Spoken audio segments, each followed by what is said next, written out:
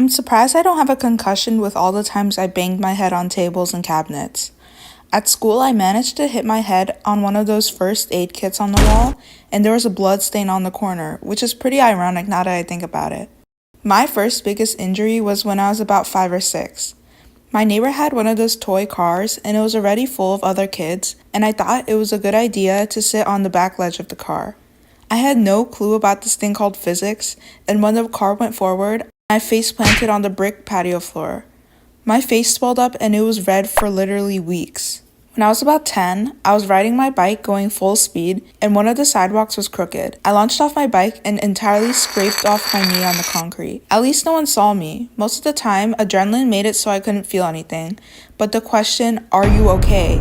always makes me cry. A good example of this was at Barnes & Noble's. How does one get injured at a library, you may ask? One word: escalator. I ran down the escalator, and as expected, I tripped. I fell down the whole escalator, and when I reached the bottom, I realized that everything went silent and everyone was staring at me.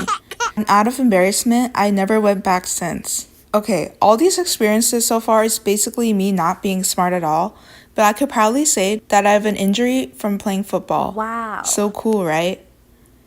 In elementary school, during gym class, we had to play football, and I went to catch a football and it landed on the side of my pinky, and a sharp pain went through my hand. My pinky was so swollen and slightly bent outward, and I could still notice it years later. I'm so bad at sports in general. I think everyone has once been slammed in the face with a ball at full speed.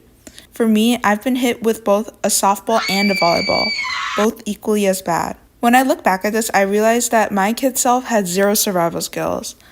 Well, that's all I got for my painful experiences. Comment below if you can relate to any of my stories. Well, hopefully not. Okay, bye.